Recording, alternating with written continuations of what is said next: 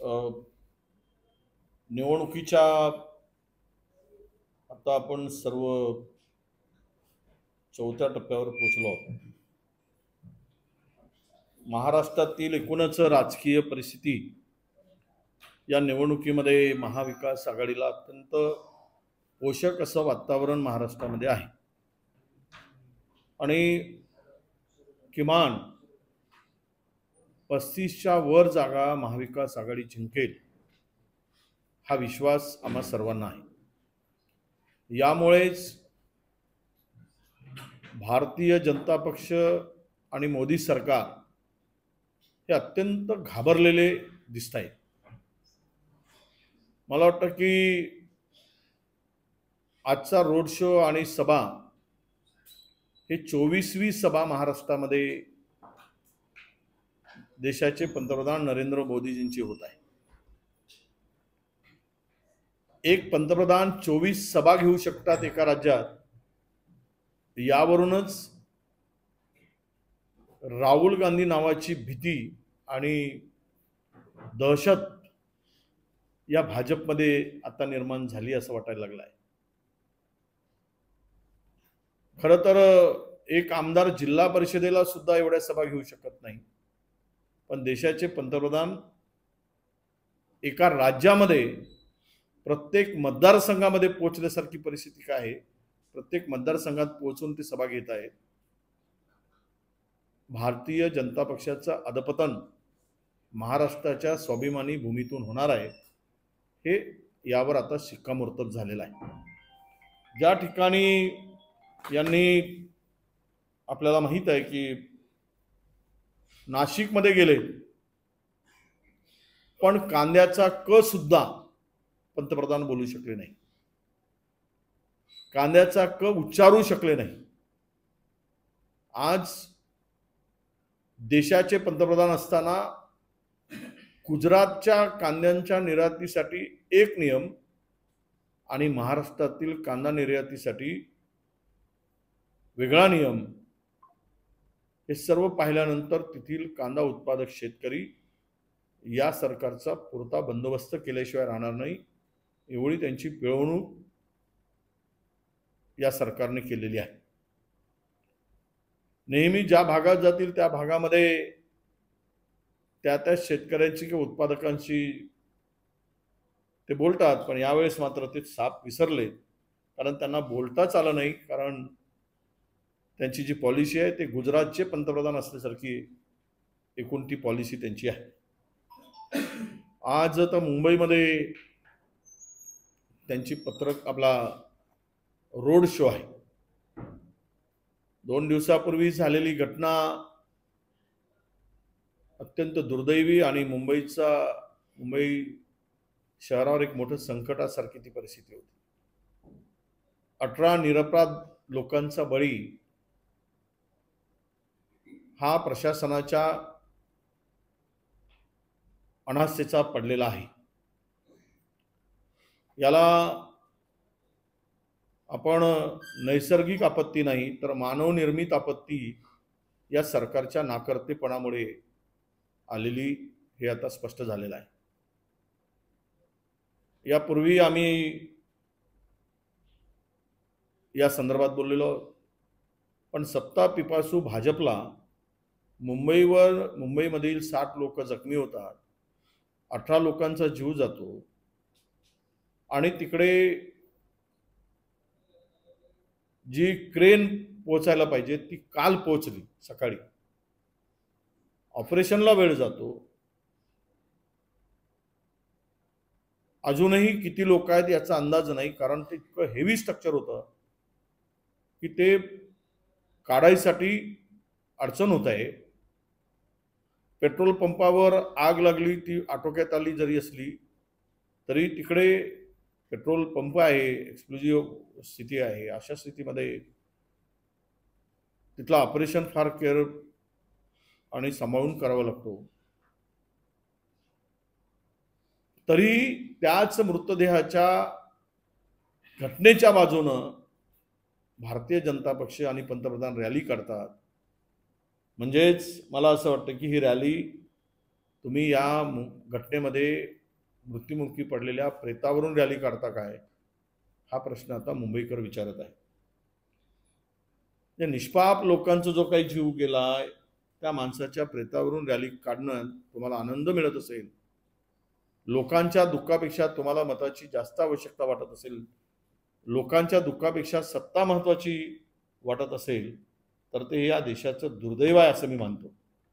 थोडीही सद्विवेक बुद्धी जर असेल किंवा थोड्याशा भावना लोकांप्रती जर असतील तर ती ही रॅली भारतीय जनता पक्षाने रद्द केली असती.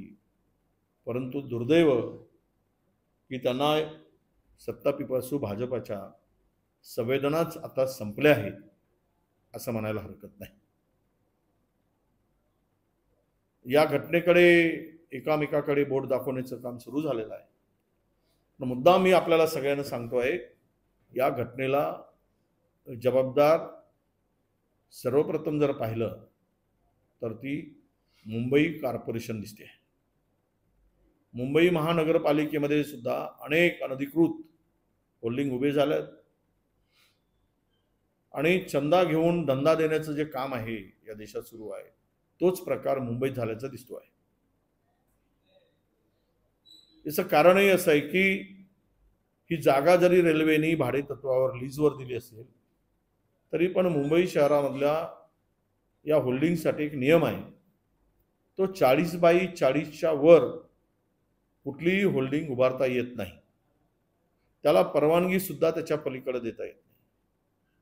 तरी पण ही 120x120 अशा प्रकारची होल्डिंग उभी केली आणि त्याला ती अनधिकृत होती, तर ते काढण्याचं काम, पाडण्याचं काम कॉर्पोरेशनची जबाबदारी होती. तिथल्या वार्ड ऑफिसरनी किंवा तिथल्या अधिकारी याच्या संदर्भात वारंवार तक्रारी सुद्धा झालेल्या होत्या. आणि बाजूलाच अदानीचा प्रोजेक्ट येतो आहे, त्यामुळे 120x120च्या होल्डिंगमुळे त्यांचा प्रकल्पही झाकला जातो आहे. आणि त्यासाठीच किरीट सोमय्या यांनी ती तक्रार केल्याची चर्चा सुद्धा अनेकांनी बोलून दाखवली. अनेकांनी पत्रकारांनी सुद्धा प्रश्न विचारताना बोललेलं आहे. कदाचित ती होल्डिंग उभी करत असताना ज्यांनी त्यांना मदत केली असेल त्यांच्यावर कारवाईची आमची अपेक्षा आहे.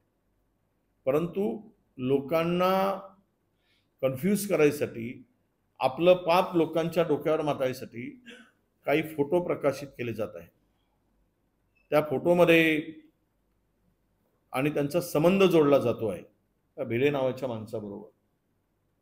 मला वाटतं की हे अत्यंत चुकीचं आहे, गैर आहे.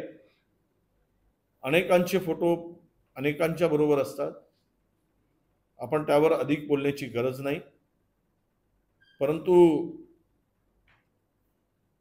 हे जे झालंय त्याची उच्चस्तरीय चौकशीची आम्ही मागणी केलेली आहे आणि यामध्ये दोषी असणाऱ्यावर कडक कारवाई करावं अशी आमची मागणी आहे. सर्व कुटुंब बिचारे उघड्यावर पडले आहेत, अनेक अदर स्टेटचे आहेत, त्यांच्या नातेवाईकांचा अजूनही पत्ता नाही. कारण चाकरवाण्यासारखे ते कमवतात आणि कुटुंबासाठी ते मदत पाठवतात, अशांचाही त्यामध्ये मोठ्या प्रमाणामध्ये समावेश आहे.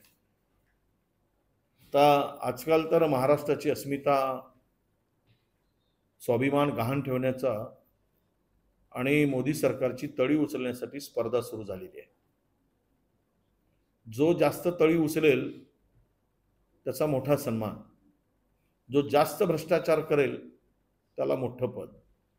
70,000 कोटी जर घेतले तर त्याला उपमुख्यमंत्री, 35,000 कोटी खाणार तर त्याला चांगलं खातं. आणि त्याची क्रमवारी लावली आहे भाजपाने. तुम्ही आमच्याकडे या, तुमचा आम्ही सन्मान करू, तुमचा मान ठेवू आणि सन्मानाने तुम्हाला वागवू, हेच आता महाराष्ट्रामध्ये दिसते आहे. आणि कमी थोडासा खाला असेल तर त्याला लोकसभेची उमेदवारी, त्यामध्ये मुंबईमध्ये 2-2 उमेदवार दिले, ते थोडे कमी खाल्लेले होते. अधिक खाईल की त्याला डायरेक्ट तिजोरीच्या चाब्याच. हे नवीन भ्रष्टाचारासाठी सताळ दरवाजे उघडे करण्याचं काम राज्यामध्ये केलं गेलंय. आणि त्यातूनच ज्या टीव्हीवर 2 दिवस काही आल्या एअरपोर्टच्या घोटाळ्यासंदर्भात, त्यातील एक व्यक्ती सही सलामत सुटून आज पंतप्रधानांच्या डोक्यावर छत्रपती शिवरायांचा जो मुकुट, ज्याला महाराष्ट्र अभिमानाने गर्वाने बघतोय, तो त्या डोक्यावर लावण्याचं काम झालं.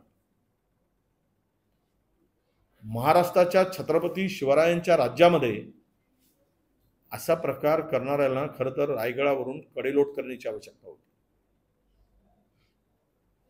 तो टकमक टोकावरून ढकलायला पाहिजे. एवढं महाराष्ट्राच्या अस्मितेशी खेळणारी जी मंडळी आहे, कोण कोणाची तुलना कशी करावी याचं भानही या लोकांना नाही. मी ज्यांनी हे शिरपेच लावत त्यांनी महाराष्ट्राची खऱ्या अर्थानं माफी मागितली पाहिजे. कारण महाराष्ट्राचा अपमान, महाराष्ट्राची मन दुखावण्याचं काम या मंडळींनी केलेलं आहे. केवळ ट्विट करून उद्देश सफल होत नाही. माझा उद्देश नाही असं म्हणण्यापेक्षा आपली चूक कबूल करावी. एकीकडे बलात्कार करणाऱ्यांना उमेदवारी दिली जाते आणि दुसरीकडे छत्रपती शिवरायांनी परस्त्रीला मातेसमान वागवलं आहे. कल्याणच्या सुभेदाराची सून आपण उदाहरण पाहिलं, इतिहासात त्याची नोंद आहे.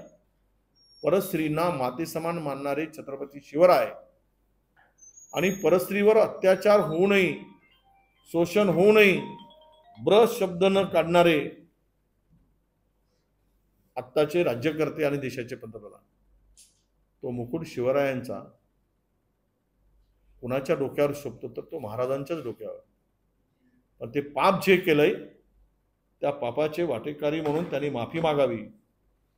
ज्यांच्या डोक्यात घातला त्यांना आम्ही काय म्हणणार नाही, पण जे महाराष्ट्रामधले मंत्रीपासून तर एवढे सर्व मोठमोठी पदं उपभोगली, त्यांना महाराष्ट्राच्या या अस्मितेचा जाण नसावी, अस्मितेची माहिती नसावी, यापेक्षा दुर्दैव मला वाटतं की होऊ शकत नाही. आणि ही सर्व परिस्थिती हा जिरेटोप महाराजावर घातल्यानंतर आपल्या सगळ्यांच्या लक्षात येईल. आमची भाजपाला आमचे काही सवाल आहेत की जर हा प्रफुल्ल पटेल यांचे दहशतवाद्याशी संबंध आहे असा आरोप जो भाजपने केला होता, त्या पटेलावर ईडी कारवाई झाली होती की नाही, त्यांचे कार्यालय आणि घर सील केले होते की नाही, याच प्रॉपर्टीशी दहशतवादी संबंधित आहे असे आरोप आपण केले होते की नाही. आता अशा माणसाच्या हातून महाराजांचा जिरेटोप कसा काय परिधान केला याचं उत्तर छत्रपती शिवरायांचा अपमान झाला असल्यामुळे आपण याचं उत्तर देणार आहात का. दुसरी गोष्ट, आम्ही सांगितले त्याप्रमाणे या झाल्या घटनेची प्रफुल्ल पटेल हे माफी मागणार आहेत का, ही सुद्धा आमची मागणी आहे. यामध्ये या सगळ्या प्रकरणाची आम्ही सांगितलंय, लासलगावचा कांदा जो आहे तो कांदा आपण आंदोलन करणाऱ्या एका कार्यकर्त्यालाच पोलिसांनी डांबून ठेवलं. अपेक्षा होती की पंतप्रधान नाशिकच्या सभेमध्ये कांद्या शेतकऱ्यावर झालेल्या अन्यायावर बाबत बोलतील, पण ते बोलू शकले नाही. यावरूनच महाराष्ट्रातील शेतकऱ्याप्रती मोदी सरकारची आणि पंतप्रधानांची, भाजपाची उदासीनता आपल्या सगळ्यांना दिसून येत आहे. राज ठाकरे आणि नरेंद्र मोदी सभा घेणार आहेत 17 तारखेला शिवतीर्थावर, आणि महायुतीसाठी राज ठाकरे अनेक सभा घेतात. नुकतंच चंद्रशेखर बावनकुळे नाही, आता राज ठाकरे हे राजकीय नेता म्हणून आता आपल्याला दिसत नाही. एखाद्या इव्हेंटचे सेलिब्रिटी आहेत ते, आणि त्या इव्हेंटसाठी त्यांना पाचारण केलं जातं. त्यांचा दर काय हे मला माहीत नाही, पण आमच्याकडे मात्र आम्ही सेलिब्रिटीला बोलवतो त्यावेळेस त्यांचं जाणं येण्याचं तिकीट आणि त्यांना काही बिदागी देतो. ती बिदागी त्यांनी घेतली का हा शोध आपण आता घेण्याची पाळी आली आहे. ज्यांनी हाँ तो सेलिब्रिटी टाइम पास के लिए आते हैं, करमनुक के लिए आते हैं. वो करमनुक के लिए मेन इवेंट शुरू होने से पहले वो करमनुक का एक पार्ट होता है. वो पार्ट आज अगर राज ठाकरे जी कर रहे तो लोगों का अच्छा से करमनुक होगा, क्योंकि उन्होंने जो पिछली बार बात की थी 19 की बात हो गई, उसके बाद में जिसके लिए प्रचार उन्होंने किया अभी भी वहां पे जाकर बारामती में जाकर भी वो सबने देखा है. बार बार तुम अगर रंग बदलोगे तो जैसा पिक्चर में हीरो हो या खलनायक हो बार बार अपना ड्रेस बदलता है, भेष बदलता है, वैसे ही इनके विचार बार बार बदलते नजर आ रहे. तो ये सेलिब्रिटी का काम मेरे ख्याल से ये आखिरी चुनाव तक, अभी ये 20 तारीख तक रहेगा. 20 तारीख के बाद में क्योंकि इनकी पिक्चर चल नहीं रही, इनकी कोई टीवी सीरियल भी लोग देख नहीं रहे, तो लोगों में इनका कुछ भी प्रभाव नहीं बचा है. तो अभी ये मंच पर जाकर काम कर रहे हैं, ऐसा मैं मानता हूँ.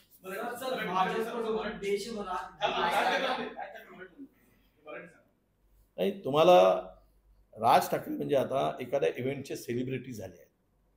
त्यांनी सेलिब्रिटीच्या भूमिकेतून त्यांना पाचारण केलं जातं. मुख्य इव्हेंट होण्याच्या पूर्वी करमणुकीसाठी आम्ही नेहमी सेलिब्रिटी बोलवतो, उद्घाटनाला बोलवतो, मुख्य अतिथी म्हणून बोलवतो, जाण्या येण्याचं तिकीट काढतो, काही बिदागी देतो आणि त्यांना परत पाठवतो. आणि ही स्थिती, यापेक्षा त्यांचा दुसरा रोल मला दिसत नाही.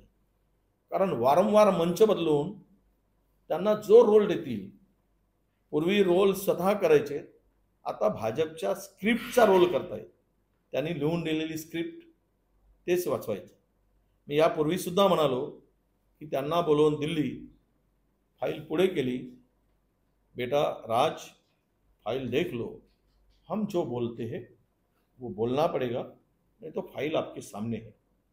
त्यामुळं कदाचित त्यांना त्या फाईलचा धसका असेल म्हणून त्यांची स्क्रिप्ट वाचायचं काम राज ठाकरे करतायत. 2019ला राज ठाकरे म्हणजे अर्थात भाजपच्या विरोधात त्यांनी भूमिका घेतलेली होती. ती भूमिका आघाडीला पूरक होती, अर्थात काँग्रेस आणि राष्ट्रवादीला.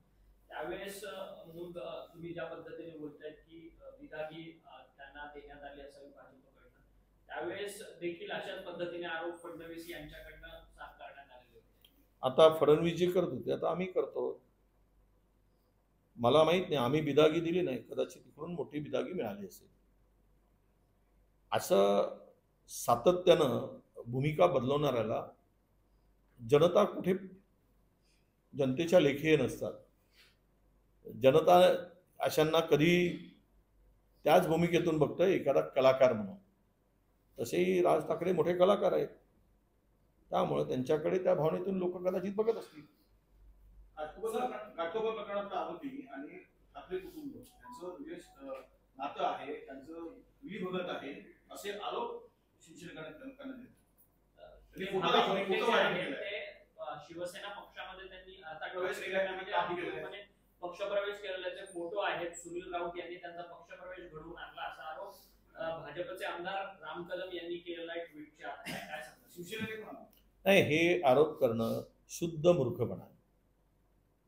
आरोपी कोण आहे त्याच्यावर कारवाई करण्यासाठी तुम्ही सरकारमध्ये आहात, त्याची चौकशी केली पाहिजे. यामध्ये जे जे दोषी आहेत, घटनेला आपण मुश्रीफावर पाप ढकललं होतं. मी काल निधी चौधरींचं पत्र दाखवलं. तक्रार केल्यानंतर निधी चौधरींनी क्लीन चिट दिली त्या जागेसंदर्भात. त्या जागेचा कमर्शियल वापर करू शकतात हे सांगितलं आणि त्याच्यावर 13 लाख रुपयाचा भूर्दंड कायदा आहे तो वसूल केला गेला. कॉर्पोरेशननी 40/40च्या पलीकडे होल्डिंग लावता येत नाही हे अधिकार, ही अथॉरिटी BMC आहे, त्यांनी त्याला ही दिली. आता हे जर म्हणत असतील तर मग रेवण्णाला तिकीट दिली, तो प्रज्वल भाजपची उमेदवारी दिली, पंतप्रधानांच्या मंचावर होता, याचा अर्थ काय? याला एकमेकाच्या फोटोशी जोडू नये. नीरव मोदींचे फोटो होते. उद्या जर अदानी पंतप्रधानांच्या बरोबर परदेश दौरे करत असतील तर काय ते पार्टनर आहेत असं समजायचं किंवा सहभागी आहेत असं समजायचं? हा शुद्ध मूर्ख. सर पण यामध्ये सत्य शोधावं, दोषीवर कारवाई करावी, या मागणीवर आम्ही थांबू. सर पण तुम्ही मागणी करताय या सगळ्या संदर्भातली सत्यता शोधावी. महाविकास आघाडीचं सरकार होतं कोविडच्या संपूर्ण कार्यकाळामध्ये. ज्या पेट्रोल पंपावरती जो होर्डिंग पडलेला आहे 120 फुटाचा, त्या पेट्रोल पंपाची परवानगी जी आहे ती संपूर्ण महाविकास आघाडीच्या कार्यकाळामध्ये देण्यात आलेली होती आणि अनधिकृतपणे होर्डिंग जो आहे तो लावण्यात आलेला होता. तत्कालीन रेल्वे पोलीस आयुक्त कैसर खालिद यांचा देखील त्या सगळ्या गोष्टीमध्ये समावेश आहे असा. तो लावल्यानंतर जवळपास 10 तक्रारी झाल्या. त्याच्यामध्ये भाजपचा नेता किरीट सोमय्या यांनी सुद्धा तक्रार केलेली आहे. हे लपून राहिलेलं नाही. मग 2 वर्षामध्ये हे जे सरकार आहे हे काय, हे चंदा घेत होती काय? यांनी कारवाई का नाही केली? आणि सरकार कुठलीही मदत, सरकार काही देत नाही. 2 वर्षापासून निवडणुका झाल्या नाही, का घेतल्या नाही? आणि त्याच्या आड सीएम ऑफिस, लोढा आणि मुंबईचे आयुक्त तिघांच्याकडेच कारभार आहे मुंबईचा, तिजोरी साफ करून लुटण्याचा. 30-30% यांची टक्केवारी गेली. आता लुटून खात आहेत, ओरबडून मुंबईला साफ करून ठेवलेले आहेत. मग त्यावेळेस यांचं लक्ष गेलं नाही काय? त्यांनी त्याकडे लक्ष द्यायला नको काय? परवानगी कोणी देत नाही. परवानगी एनओसी जे देतात तो संबंधित डिपार्टमेंट देतो. त्यावेळेस ज्या पोलिसांनी समाधी दिली ती एनओसी होती, त्यांची नाहरकत होती. परंतु अथॉरिटी कोणाची आहे? अथॉरिटी तर ती देणारा, त्याचा साईज काय असावं, कुठल्या अटी आणि शर्ती असाव्यात, हे देणारे कोण? हे कॉर्पोरेशन असतं. जबाबदारी ढकलता येणार नाही. आणि राहिला विषय की यावर त्याच रस्त्याने मुख्यमंत्री वारंवार जातात. मुख्यमंत्र्यांचं लक्ष गेलं नाही का? 120 उभी आहे. चल सर, भाजपने या संपूर्ण लोकसभेच्या निवडणुकीत 106 उमेदवार म्हणजे 24% उमेदवार ते आयात केलेले आहेत. महाराष्ट्रात सुद्धा 7 उमेदवार ते बाहेर काढले. हे सगळं का करावं लागतं भाजपला? भाजपाला मूळ बेसत नाही. धार्मिकता, धर्मांधता, हिंदू मुस्लिम, मंदिर मस्जिद एवढाच याची आयडियोलॉजी दिसते. पोलरायझेशन करा आणि मतं घ्या. या पलीकडे वैचारिक कुठलाही या भारतीय जनता पक्षाकडे प्लॅटफॉर्म नाही असं दिसतं. आणि यांची नीतिमत्ता राहिली नाही. भारतीय जनता पक्ष हे अवकाळी पावसासारखं आहे. अवकाळी पाऊस येतो, नुकसान करून जातं, तसंही येतं आणि 8-10 वर्षात नुकसान करून 5 वर्ष येतं, कधी 10 वर्ष नुकसान करून जातं. ते जोरात नाला येतो आणि भरून मोकळा होतो तसा. कारण नाला हा लवकर खाली होतो, भरतो पण लवकर आणि रिकामा पण लवकर होतो. भारतीय जनता पक्षाच्या आता राज्यातील सत्तेमध्ये 105 आमदार असून 30% वाटा आहे. जे 105 आमदार निवडून आले त्यांचे, त्यातील जवळपास 42 आमदार हे काँग्रेस, राष्ट्रवादी आणि इतर पक्षातील आहे. याचा अर्थ असा, ही भारतीय जनता पक्ष म्हणजे दुसऱ्यांच्या भरोशावर उभी झालेली पार्टी आहे. यांना वैचारिक कुठलाही व्यासपीठ किंवा प्लॅटफॉर्म नाही किंवा वैचारिक कुठला दृष्टिकोन नाही. आणि म्हणून हे पक्ष येतात आणि जातात, हे पुन्हा 2 वर येतील हा आम्हाला विश्वास आहे. सर, प्रकाश आंबेडकरांनी काल कल्याणमध्ये प्रचार करताना असं म्हटलंय की एकनाथ शिंदे आणि उद्धव ठाकरेंमध्ये समझोता झालाय, म्हणूनच या ठिकाणी कल्याणमध्ये नूर कुस्ती दिलेली आणि हलका दर्जाचा उमेदवार जो आहे तो उद्धव ठाकरे यांनी दिलेला. कुठे? कल्याणमध्ये. तिथे कल्याण डोंबिवली सर. श्रीकांत शिंदे, वैशाली दरेकर. असं आहे, एक MBBS झालेला मुलगा ज्यावेळेस उद्धवजींनी तिकीट दिली त्यावेळेस श्रीकांत शिंदेची ओळख काय होती? कोण होता?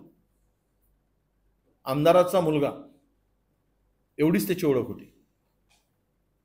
आमदाराच्या मुलाची ओळख एवढी जर असेल, वय कमी असताना MBBS झाल्यानंतर तो बाहेर पडल्यानंतर त्याला उमेदवार देऊ शकता. तो काय मजबूत उमेदवार होता काय? आणि आता दिलेला कच्चा उमेदवार आहे. हे बघा, निवडणूक निकालानंतर कळेल कच्चा कोण आहे और पक्का कोण आहे. त्यामुळं त्यांना हवेत आहेत कल्याणमध्ये, पण लोकांनी त्यांचा कल्याण करायचं ठरवलं आहे आणि ते होणार. आणि मला हे कळत नाही की यांना इतक्या सगळ्या लोकांची गरज का पडते. आता तुम्ही विचारला, यांनी शिवसेना फोडली, आता राज ठाकरेला घेऊन गेले, एवढं विशेष प्रेम काय. ज्या छत्रपती शिवरायांचा मला कळत नाही की हा पीएम इथे आल्यानंतर सांगावं त्यांनी की आम्ही काहीच करू शकलो नाही. कारण छत्रपती शिवरायांच्या स्मारकाची घोषणा जी झाली ती आता 24 आलं हो, उभं करू शकले नाही. यावर 10 प्रश्न राज ठाकरेंनी विचारले. मग यांचा त्यावेळेस यांचा विरोध होता. आता त्यांनाच सोबत का घेतले. हे सगळं जे काही आहे हे स्वतःच्या सोयीसाठी स्वतःचा खड्डा भारतीय जनता पक्षाने खोदून ठेवलाय. त्याला मी कबर म्हणणार नाही, तो खोदलेला आहे आणि लोकांनी आता मुठमाती देण्याचा निर्णय घेतलेला आहे शेवटची. कारण 14ची निवडणूक ही यांनी विकासाच्या नावावर लढली आणि 2019ला यांना शहीदों के नाम वोट मागणी केली आणि आता 14ला 24ला भगवान के नाम दे दे बाबा, ईश्वर के नाम दे दे बाबा अशी भीक मागायची पाळी आहे.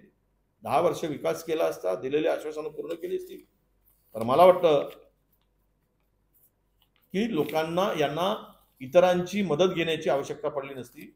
ज्या राज ठाकरेकडे एकही खासदार नाही त्यांना सभेला बोलवावं लागतं. इथेच भाजपा आणि त्यांची अवस्था दयनीय ही दिसून पडते आहे आणि महाराष्ट्र बघतोय. सर, शेवटचा प्रश्न आहे. शिंदेचं ज्यावेळेस बंड झालेलं होतं त्यावेळेस देवेंद्र फडणवीस यांनी सांगितलं की आम्ही फक्त बच्चू कडूंनाच फोन करून, मी स्वतः बच्चू कडूंना फोन करून आमच्याकडे या अशी विनंती केलेली होती. परंतु आता अनेक आमदार जे आहेत ते सभेमध्ये बोलताना पाहायला मिळतात की आम्हाला स्वतः देवेंद्र फडणवीसांनी फोन केलेला असा अनेक आमदार दावा करताना पाहायला मिळतात. तर दिलीप लांडे जे आमदार आहेत चांदिवलीचे त्यांनी देखील नाही ते आता तर मी बदला घेतला असं कबुलीच दिली आहे ना कोणी. देवेंद्र फडणवीसांनी कबुलीच दिली. मी उद्धव ठाकरेंचा बदला घेतला आणि पक्ष फोडला म्हणून. त्यामुळे त्या प्रश्नाचं उत्तरच तिथे आहे, आम्हाला काही बोलायची गरज नाही. Yes, thank you.